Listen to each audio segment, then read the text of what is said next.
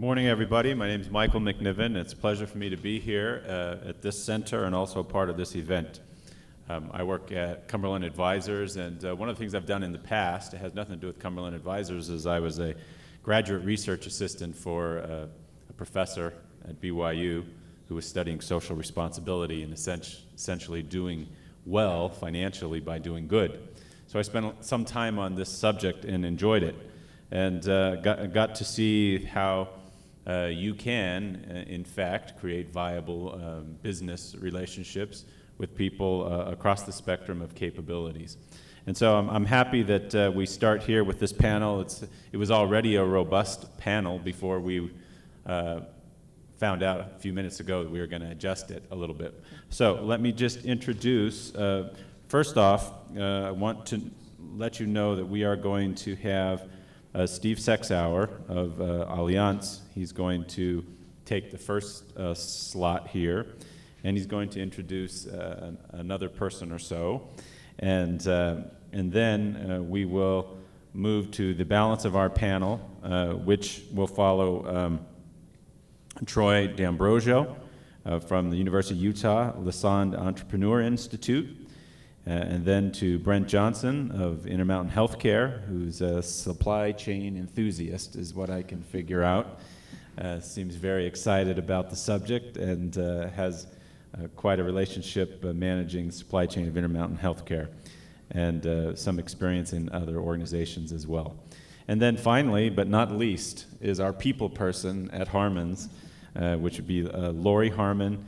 And you can check out the bios, but the interesting thing I want to note about Lori is I don't know too many companies vice president for people. Now maybe that's a title that's starting to become in vogue or something, but the people person at Harman's, it sounds like a great job. It is. A wonderful thing to be associated with. And it looks like you have the platform to be very creative in how you approach it. So we look forward to hearing from all of the people on the panel. And now I'm going to turn a few minutes over to Steve Sexauer of Allianz to introduce what he has to say. Thank you. Thanks, Mike. I'm really excited to be here, and we've adjusted the panel. It's grown from 3 to 5, so you're going to get the speed version of the cliff notes of what I thought I'd share with you. And I'm going to start with a very quick story. Last year, Stephanie described to me one of the activities here where there's a shredding business. And she went through it in detail, and I was stunned at how they had taken a group of people and found an expertise where they were so good that the competitors were doing what guilds and other competitors have done for thousands of years, is try and shut them down. And I got to thinking about that, and I said, what's happening here? If they're that good, why do we have the unemployment rate that Natalie talked about? And I started thinking about, have markets failed? And so I really got to thinking about that, and I want to thank Natalie and Bill, because you've covered 2/3 of what I was hoping to cover. Is why isn't this working? Why are the incentives failing? And I don't know the answer, but I want to share with you briefly a little bit of history. I'm going to pass around some things for you to look at. It'll only take a minute. And then leave with you a question that maybe you can work on. So the topic of my speech is social responsibility and versus, I thought it was kind of businesses. And I just want to, it's very complex, but I want to start with what may be a controversial statement. I don't think social responsibility or business responsibility has anything to do with solving this problem. I know that's a bit of a strong statement, but if you really can employ these blocks of people after making an investment in them that creates benefit, you ought to do it. So the question I ask myself is, what's happening? So all of a sudden you have questions, and we're going to call him Brian Dawson in a minute because he tries to measure these things. I go, well, wait a minute. If there's value and there's cost, why isn't it happening? And how do you do these things? It's beyond my pay grade. So here's the history I want to give you. I'm going to pass out a book that was written in 1964, 4 years before Columbus Center. It's a 3rd edition. You just pass it down. And the reason is I mark the page, read the page mark, because it's got the equations. And I'm going to pass around another paper. This year I'm going to look at the page, which is an equation on the page, that measures the benefits of healthcare. You can hear me okay, right? Pretty good.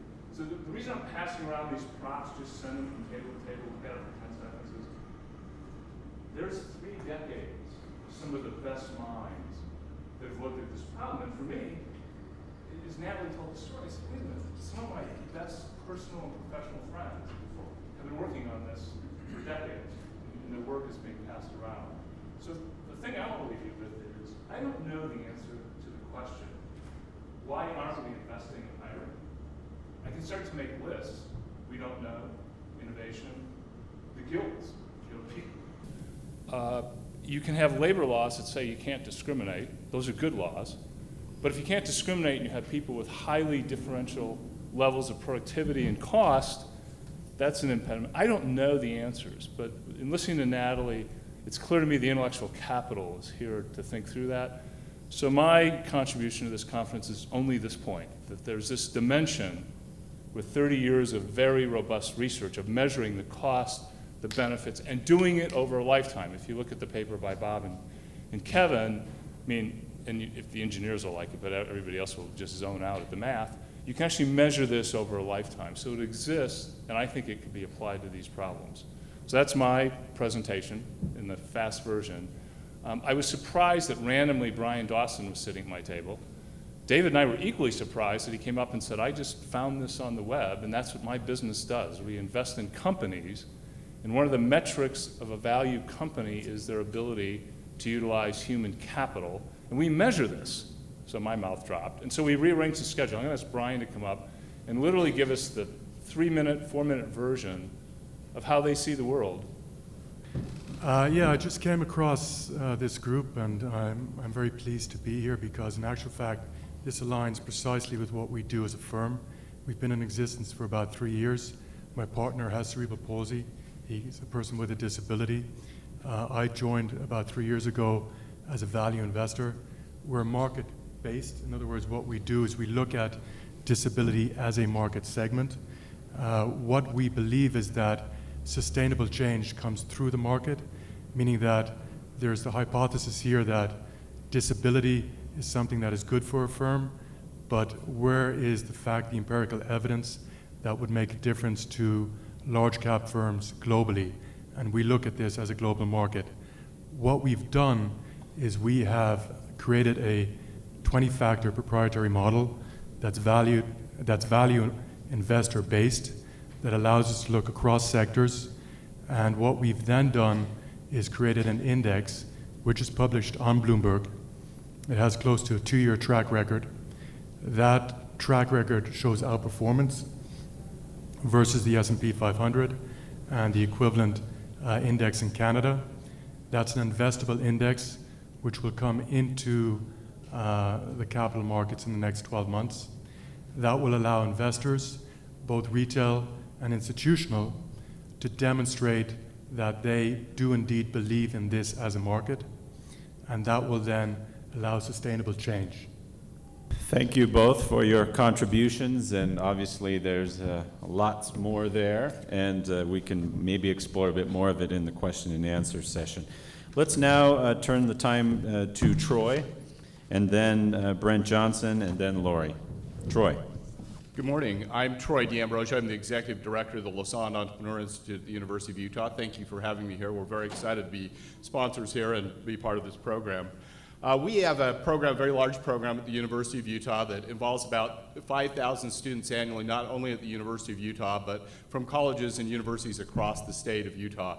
It's a top-ranked program in the United States right now.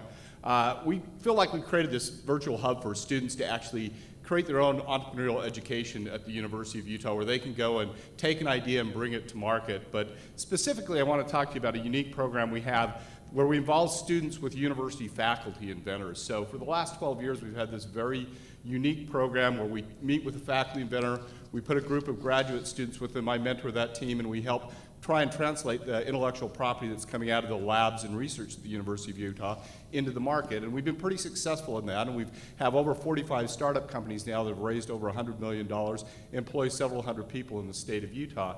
2 summers ago, I had a couple of faculty inventors, Scott and Cheryl Wright, come to me with a project, a research project they've been working on, which is really different space than we had normally worked in. Usually we're working in medical devices or quantum nanocrystals or big data projects, but they had been working with, started a program called iStar, where they had been working with people on the autism spectrum using 3D modeling software and giving them vocational skills. And if you notice this mission statement, this thing that really struck me about this, nowhere is it's mentioned autism, nowhere is mentioned disability. It's all very positive, very strength-based about what we could do with people on the autism spectrum. And I was very intrigued by this, so we put together a team with them. I'll walk you through a little bit of the history of that. The key principles they had were very unique too. They talked with me about something that was very different and how they approached it. And instead of focusing on the disability and trying to make people neurotypical, they were focusing on the strengths that people on the autism spectrum had and using that in a positive way and trying to reach that.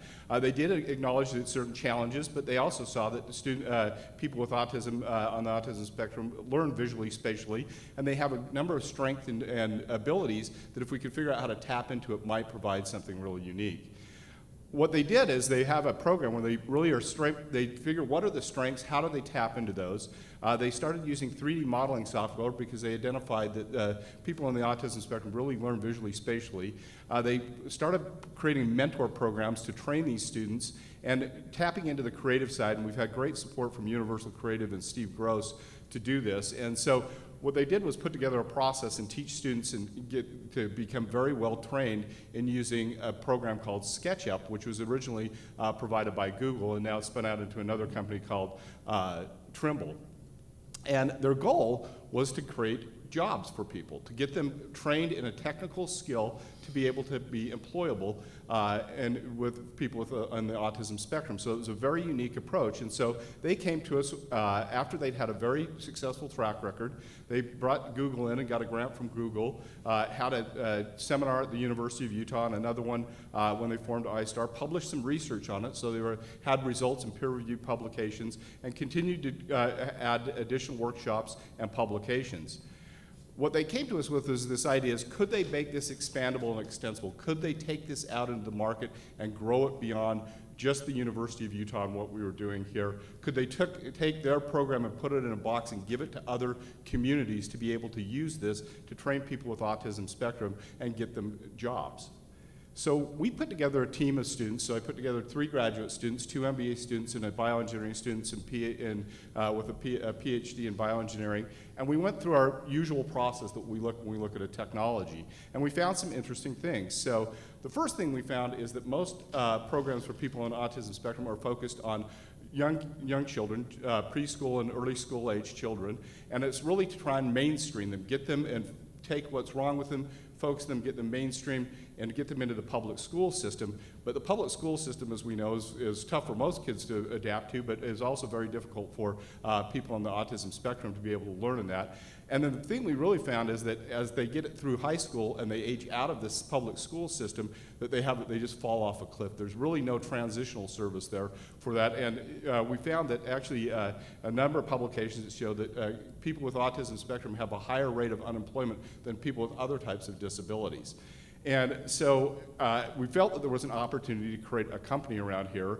And what we really found in the market out there was that while you had this program that was taking kids through high school and then dropping off the cliff, that out in the market, there was great market drivers that were saying, we recognize that these people have talent and can be add to our companies, be contributors to a society, and be very valued employees. So we felt there was a real opportunity here. We formed a company called Neuroversity, and this afternoon after lunch, you're going to get to see some things that we're doing right now here with Columbus. So last summer, I actually was here at Columbus Community Center for another thing, and happened to sit down and talk to Stephanie and said, are you doing anything with people on the autism spectrum? And she said, no, we've never been able to figure out what to do there. And I said, well, I'm working with these university faculty and vendors and the researchers that have developed this vocational training program for people with autism spectrum. We're looking for a place to do a pilot project and see if we can work this into a vocational training program. So just a couple of things that since we formed the company, we've had some incredible milestone successes. We've had Temple Granum out here, who is a leading advocate for people with autism spectrum disorders, and been here to see our program. Google's continued to support us. SketchUp has continued to support us. We've been able to do a crowdsourced funding on Rocket Hub. The Utah Autism Foundation seed funded the company, and the Governor's Office of Economic Development matched that seed funding. And we've since run 4 programs outside of the state of Utah, or 3 outside of the state of Utah, and 1 here again, to see if we could expand that and take it to other communities.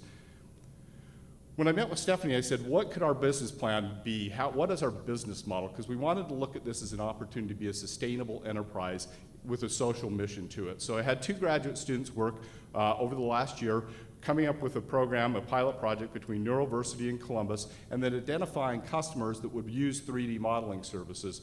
And was there an outsourced opportunity that we could train people, have them work here at Columbus doing 3D modeling for different businesses? And we interviewed several dozen architectural firms, construction firms, engineering firms, and we found a great opportunity there, particularly with construction firms. So Big D and Oakland Construction agreed to come in to help us with the pilot project. So this is kind of what we're running right now across the parking lot.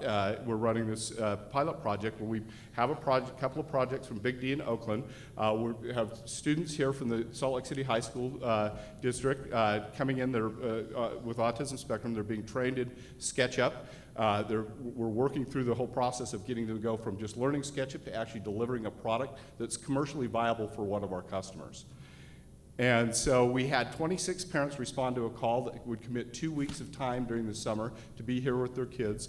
As I said, we held an orientation in May, and we've got the pilot program here right now, and you're going to get to see that later this afternoon. So this is really an interesting partnership that involves the University of Utah, a company that's spun out of the University of Utah, the Salt Lake City School Districts, Columbus Community Center, and a couple of employers in our community. So we're very, very excited to see the results of this and excited to show you this afternoon. So I'm going to switch gears quickly to one other thing that I'm working on with Stephanie and Gary. So we're at the University of Utah doing something very unique. We're going to create a new building that has a work-live-life program in it. So we're going to take university housing and we're going to infuse it with a place of maker space where students can actually prototype devices, start companies, and launch their companies out and live on the campus while they do this. So we were afraid that if we just stuck those 2 things together, it would look like this. And what we really wanted was something that looked like this. So what we did was we interviewed a whole bunch of students and asked them how would they want to live and what would they want to live in. So we took their input and said, what would it look like? And we gave them we did about 20 workshops with over 1,000 students, and we said, well, what they want to do is have spaces like this actually infused in the living spaces that they're at. So they don't want to just separate where they work and where they live. They actually want it built into the places where they sleep and where they work, so they can stay with the program 24 hours a day. They needed spaces where they could share working spaces with each other. They need spaces where they could launch their companies, everything from an individual desk to multiple desks to an individual office. They needed event space where they could host events and showcase their wares. And they wanted places where they could move into a loft where as they found a team and moved in together, they could actually work and form a company and live together while they were working on their company. And then they, like I said, they wanted spaces that were themed around maybe video gaming, biotechnology, around digital media. And they wanted to have some really kind of interesting living facilities. So these are actually living pods, individual living pods that we're going to put in a big open floor like this where the workspace will be here, but they'll actually live in individual rooms within that. And the reason I'm working, this is the final rendering of the building at the University of Utah campus. What we're talking with Gary and Stephanie about is all of the work that we've done with our designers and architects of working on a living workspace for people with disabilities and taking much of the things we've learned at the University of Utah and working with them on a new facility they're looking at building. And then also taking the concept of these students that we're working with right now that are doing design work for construction, for the construction community, to be able to have them actually work and design the place that they would want to live in and take it from their point of view. So I'm very happy to be here and tell you about it. Thank you for having me, and we look forward to showing you about Neuroversity later this afternoon. Good morning. Brent Johnson from Intermountain Healthcare. As I'm thinking about the few things that I want to say and just being here, just some other thoughts came to mind. And one is that I pay tribute to everybody that's in the room today. If you think about what you're doing, we all have real jobs, we all have other things that we live for, yet we're taking a few minutes out of our life to help the road behind us be better than what we found it. I pay tribute to Gary and Stephanie and their staffs, all the board and all the volunteer. I mean, let me give it another perspective. We're all gonna die, right?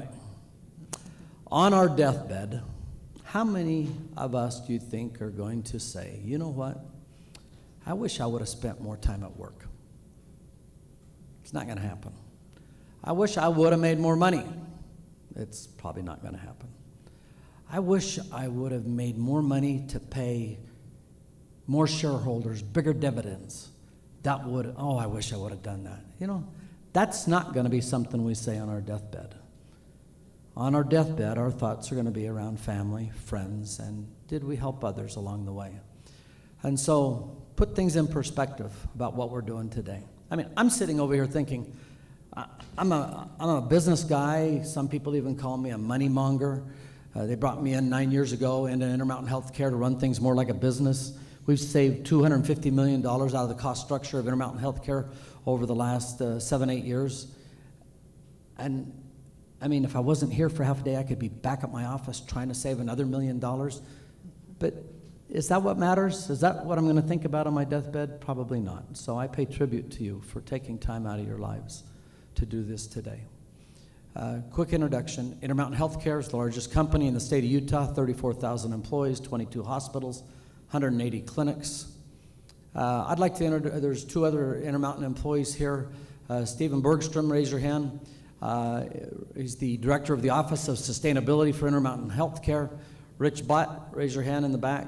He's the director of Central Laundry, which has an integral story with what we're talking about here. But it's an honor to work for Intermountain Healthcare, who I thought was just a big bully until I was hired and went out to the industry across the country and realized that Intermountain Healthcare, provides the highest quality, lowest cost healthcare in the country. It's a good company. But even inside that good company, we got to run things like a business. So Intermountain Healthcare, not for profit, bringing in me, a business guy, to run things like a business, and then we're going to connect the story with why we hire Columbus Community Resources to help us continue to provide good service and make more money. We have a 8-year relationship with Columbus Community out at the Central Laundry.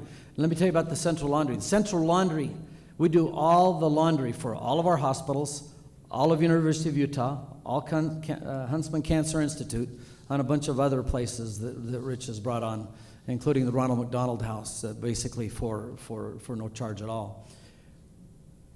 Rich does more laundry in one day than the average family of 4 does in a lifetime. Think about that. And so it's a huge automated facility, and they do a lot of work. But along the way, they realize that there's some things that they do in that facility that go hand in hand for people with disabilities. And so we developed a relationship with Columbus Community. So we have an 8-year relationship, and then we started to think about other places in and around Intermountain that we can use employees from the Columbus Community Center. It's compatible with our mission, being a good community citizen. However, being not-for-profit does not mean not as efficient, and it should not mean that we don't care about costs. In fact, just the opposite. That's why I work for Intermountain Healthcare. We've trained ourselves to think we need to give Columbus Community Resources opportunity to do anything that they think that they can do. And all things being equal, we will choose Columbus Community. In all cases, they don't win. They're not doing our shredding yet. There's a few issues there. We look at digital imaging and some of the things that they could definitely do on our record retention. But one thing that they can help us on are some functionality at the laundry, and I'll show you that, as well as a couple other places. We employ approximately 20 employees at our laundry. Now the interesting thing, now here's where you put the business hat on and why we're good poster children for it makes good business. If it was just about being a good community citizen, why would we ever hire 8 of them as full-time employees? The fact of the matter is, Rich will tell you, when they start thinking about bringing on new employees, and there's about 110 employees out there, some of those employees are the best. Rich told me a story last week. There's a lot of automation, and there's a sheet folder, and it got jammed. And the maintenance guy, when he came and unjammed the sheet folding machine, said, this was not a Columbus community employee on the other end of this that caused this. And Rich says, no, it wasn't. How did you know? And he said, because the only way this would be jammed it would be as the operator got distracted. And Columbus community employees do not get distracted. They are so in tune with their work and stay on task. And that's an interesting assessment of the opportunities for people disabled. But if we've hired 8 of them, that's a sign that it also makes good business. And 4 of those 8, Rich tells me, they're married, which means they were integrated successfully into society. That's a good story. We built 2 years ago a supply chain center out at 7200 South. First thing we did is, what do we have here? And we immediately turned over some tote washing for our couriers, and then what makes sense for our grounds, and then we turned the groundkeeping also over at the park, up at the Park City Medical Center. So there's good opportunity. And let me just give you my closing statement, and that is this. It's kind of like seeing for the first time in a dark room when someone turns on the light. In for-profit companies or big companies like Intermountain Healthcare, you don't have time to find where there's opportunities for people with disabilities to add value. But when you do, it's an exhilarating, it's exciting, you realize it's the right thing to do, and it makes good business. But until you start looking at them with the lights on, many of us in business go through life with the lights off. Turn on the lights like we are at Intermountain Healthcare. Any company can turn on the lights and start looking for opportunities for disability people to work and add value. It makes good business. It's the right thing to do for our missions. And when we die, this is one of the things we're going to be glad we spent time doing. Thank you. Good morning. I'm Laurie Harmon from Harmon's. I guess you figured that out. I'm just going to tell you, I'm not sure how much you guys know about Harmon's. I've worked there for 40 years. I started when I was 17 in high school and have worked there ever since. I planned on being a nurse, but that didn't work out. But I love my job. In 1932 is when Harmon's actually began by Jake and Irene Harmon. And they established it with humble beginnings, like probably every business did at that time, as a produce stand on 33rd and Main, so right near here. And it was called the Market Spot. It was mostly a produce stand, but as customers asked for more things, they would bring more things in. And they lived in the back of the business. It was just sort of a little we have a picture of it at the office, but it was like an open air sort of thing, but they could pull the shades or sides down for the winter and stuff. And they were open 24 hours a day, 7 days a week, even with that. Let's see. Their focus was taking care of customers and always offering the best value. At one point in time, a semi-truck, after they had opened the stand a few years, a semi-truck lost its brakes and demolished the store. Coming right into the back room where they lived and almost killing Jake and Irene's son, Terry Harmon. It was 1941 when that happened.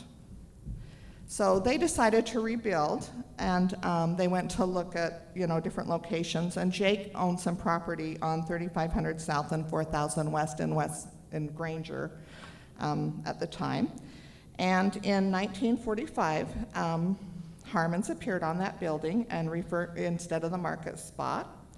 And many of you maybe remember the green store that was way out there on 35th and 4000 West. Some of you are probably as old as me, and you can probably remember that. It was added on to many, many times as a store and local business.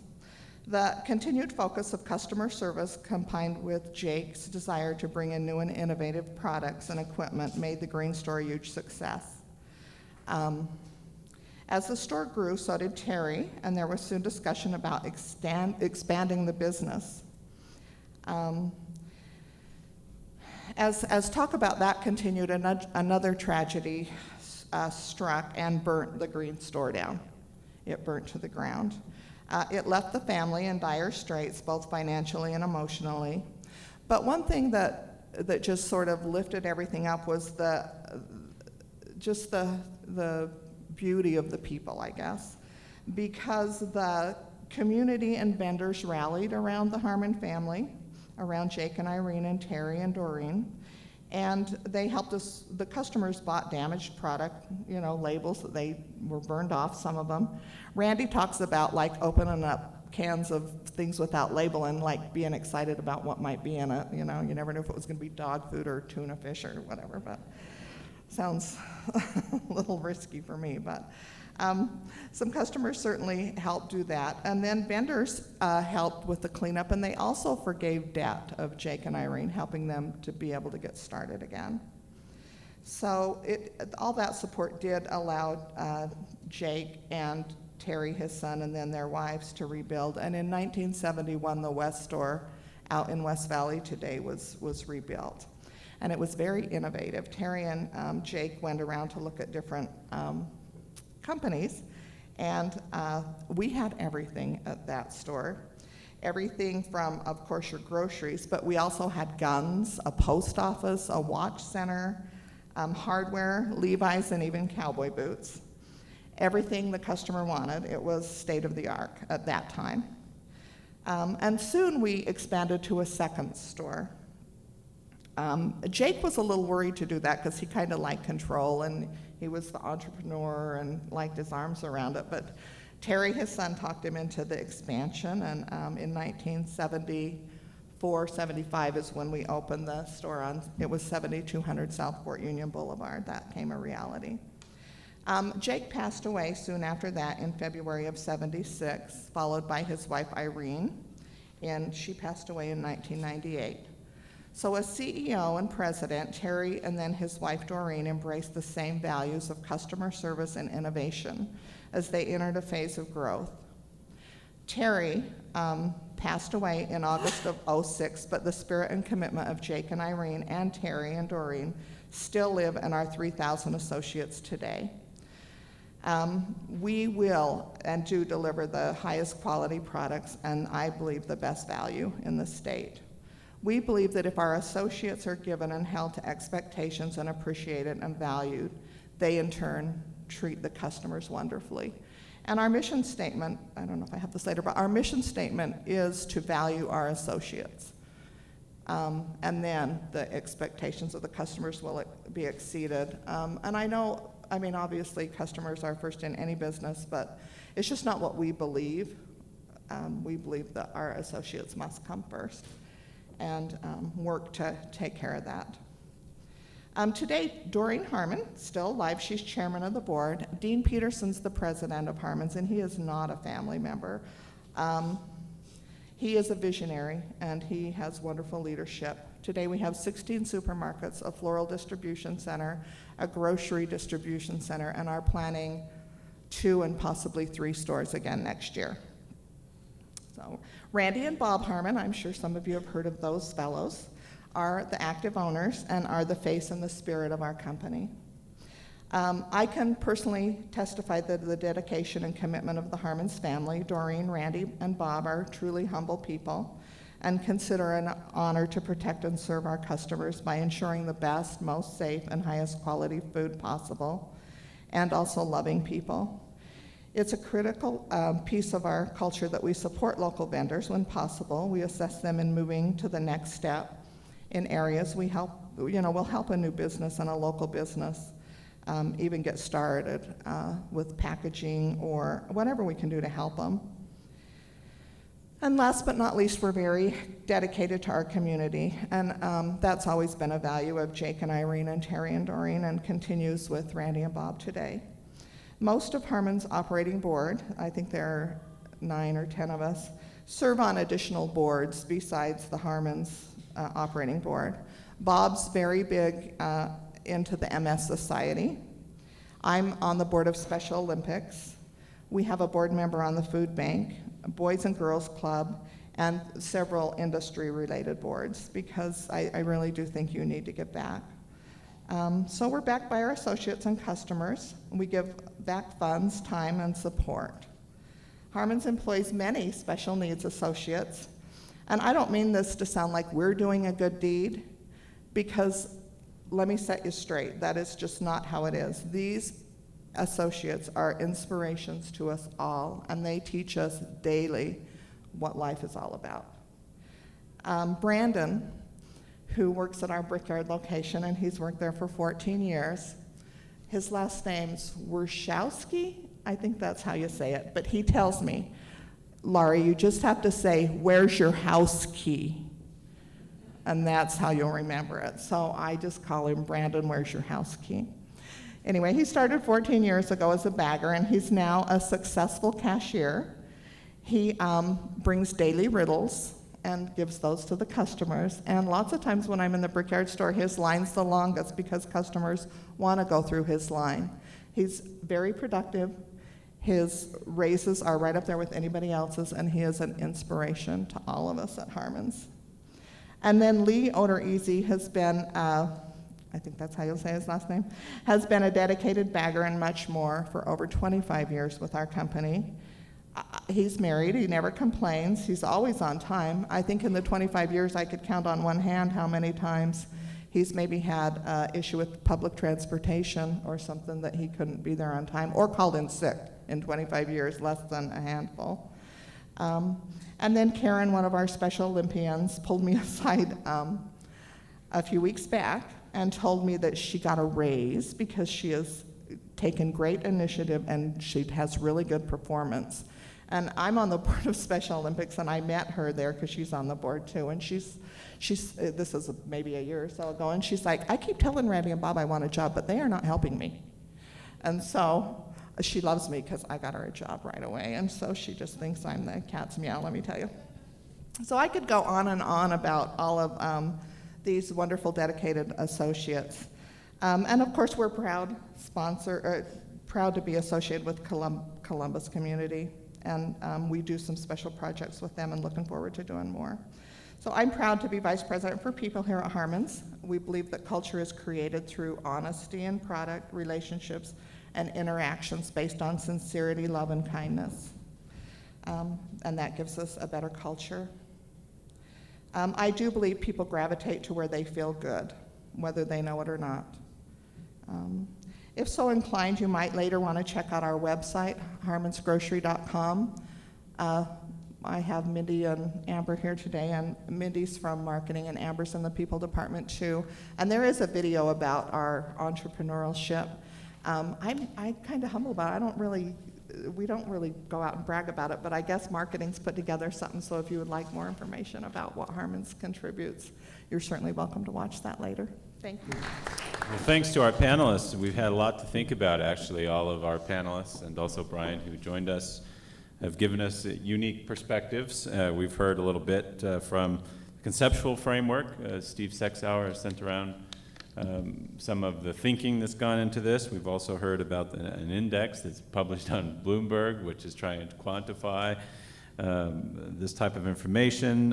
What Troy brought to us was very interesting, full scale in its approach, and we also heard a lot how a major hospital system is implementing, and also how the Harmon group is working. I find it interesting that there is when we see the Columbus Center thing, sign here, it says entrepreneurs of the human spirit. Isn't that what it's all about, right? The human spirit and promoting human flourishing. And that's something that always speaks to me of how can I, in my daily life, promote human flourishing? How can the human person have value and be promoted? How can we promote independence, industry, thrift, and self-respect? And do it in a way that's sustainable and promotable. And that's, we've heard some of that. We have time for 2 questions.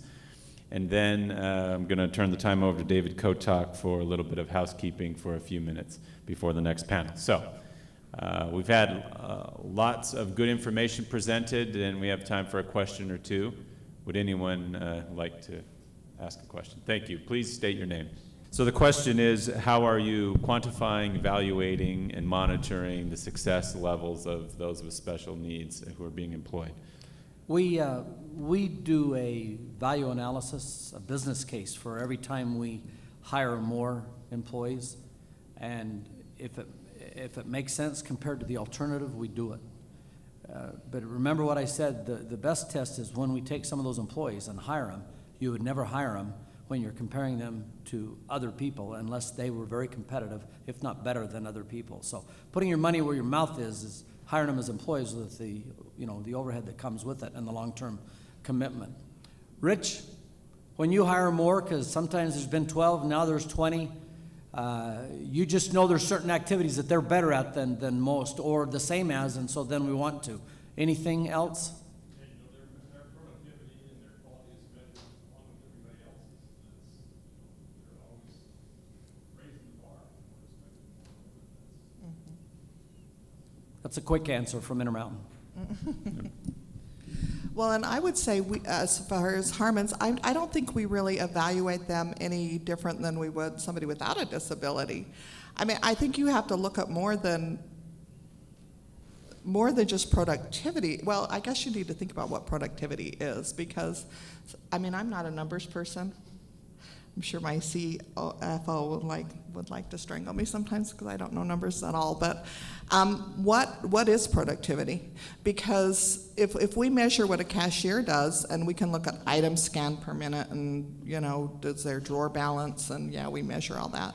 But I think the highest thing should be if I stand there and see more people in Brandon's line, and they're having a good interaction with him and getting taken care of. I mean, so when we look at what makes a successful cashier and what criteria are we going to get put together for their success and for their raises, it should be just as much on the human spirit and things they bring than if they scan so many items per minute, which you can scan a lot of items per minute and kind of not be that nice. So I think it's a bigger picture than the numbers, quite honestly. And Amber, I don't know, Amber's in the recruiting and training and development. Do you have anything to add?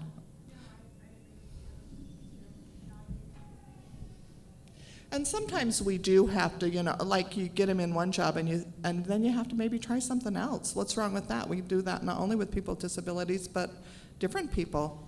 I mean, it doesn't matter. Sometimes we don't fit in one position, but if we go try something else, sometimes a cashier is better, has more structure, sometimes produce where they're working on their own. So, why not just try a few things, see what fits. Yeah, and getting the right job for the person's skills. Right. You might even say someone with a disability might have an advantage from the things that they're very good at. Absolutely. So it's not even a level playing field for somebody who's supposedly without a disability. Absolutely. Steve had something. I just want to offer a quick markets insight that goes to Brent's turning the light on. And oddly, I'm going to connect that to coffee shops. There's this phenomenon that if you see a coffee shop and somebody opens a competing coffee shop across the street, the combined business actually grows even more. So one way to think about the network effect is people working in businesses were highly inefficient and imperfect. We're just struggling to deal with complexity. And so there's a networking effect that if I find out that Intermountain Health has this gain from matching people with specialized skills, in this case, to their jobs, and I talk to them about it, well, then I'm going to go pursue that because the light bulb went off for me. And there's a lot of work, analytical work, on the value of networking. There's a big theory is that's why cities exist. So I just want to mention that because of Brent's comment, but also the role Columbus Center plays. I think for me personally, I would have never had a clue had I not spent the time, but now the light's on, now it's my best interest to go find out why that was better and make my company better. Yeah. All right. Thank you. Turn the time now to David. Let's thank our panelists for their contributions.